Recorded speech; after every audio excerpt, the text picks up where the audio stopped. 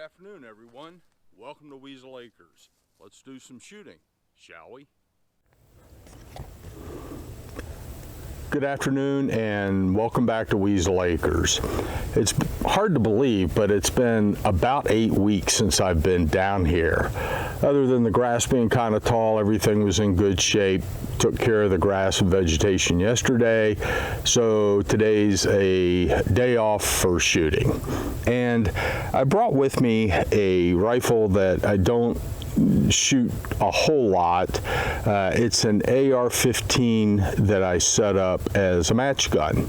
The idea was to use it in mid-range matches out to about 600 yards. However, I never got around to doing that, but it's a great rifle. It's very accurate, and it's a lot of fun to shoot. It's a fairly standard platform. I have a Magpul adjustable stock. It has a Smith & Wesson M&P lower that I built, but the big difference is up front. The upper is manufactured by White Oak Armament. It's a competition upper. It's got a heavy 1-in-7, I believe, twist barrel. The other difference is I ordered it with this charging handle on the bolt. It's just this charging handle back here is hard to operate with the stock the way it is. On top, I have a Night Force NXS long-range scope.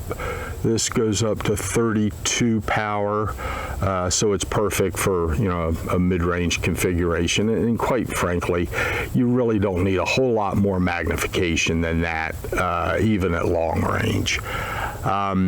The ammo I'm using today is Federal Gold Medal Match. It's a 77 grain bullet, which this barrel will have no trouble stabilizing. It says it's chronographed at 2,720 feet per second, but who knows what it is out of this gun. I don't have a chronograph set up. I also managed to forget to bring a rear bag for this gun. So what I've done here is rolled up a t-shirt and taped it into a little roll, and we'll see how that works.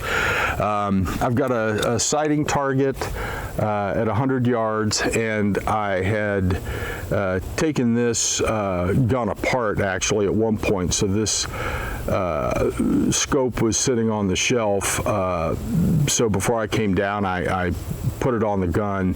So I'm going to have to take a couple of shots and see what the zero looks like. So I've got a couple of rounds here. We'll load it up, shoot it, and see what kind of adjustments I need to make for elevation and windage. Let me get rid of the microphone.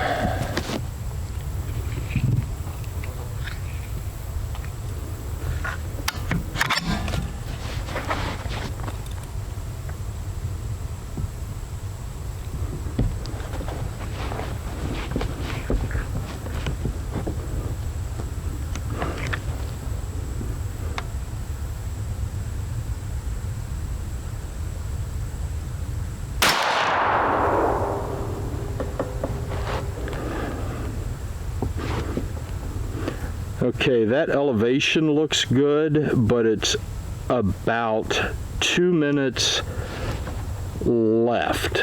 So I'm going to go ahead and add 2 minutes of right correction and take the other shot.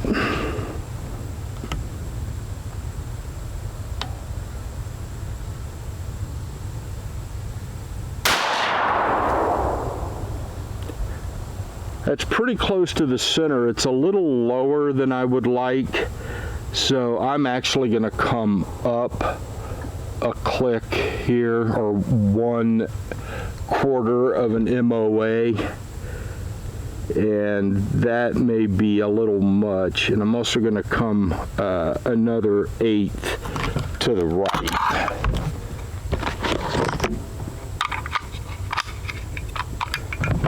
Take one more shot here and see how it looks.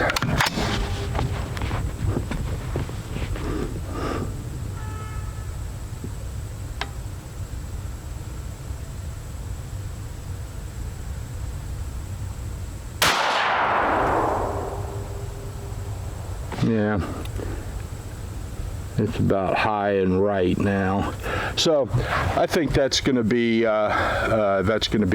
good enough. I'm going to run down, put a new target up, and we'll shoot for a group. So here's a look at the sighting target. This was my first shot, which you can see is about 2 full squares. These are 1-inch squares. So that means it's about 2 minutes left and a little low. This is my second shot where I adjusted 2 minutes and came up a little bit. And then this is my third shot where I added a quarter up and a quarter right to the setting for this shot. So the center of the target is, right about there. So I think I've got it bracketed pretty well, and I'll use that last setting for the shooting the group. Okay, now that we have the rifle zeroed, I'm going to take 5 shots and see what kind of group I get.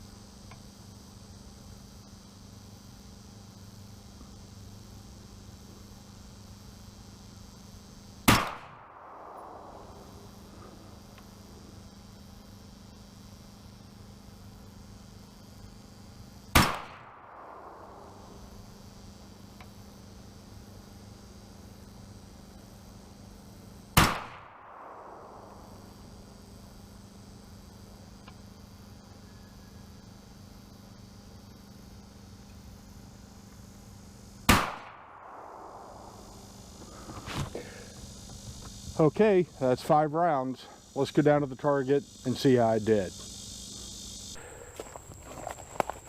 Okay, here we are down at the target. That's 5 rounds. This was my last one, the one that fell out of the bottom just a little bit. But yeah, that's 1/3 MOA, something like that. With commercial ammo and with an improvised rear bag, that's probably where this elevation came from. I'm okay with that. Okay, that's it for this week. Thank you for watching, and thank you for reading the gun thread. We'll see you next week.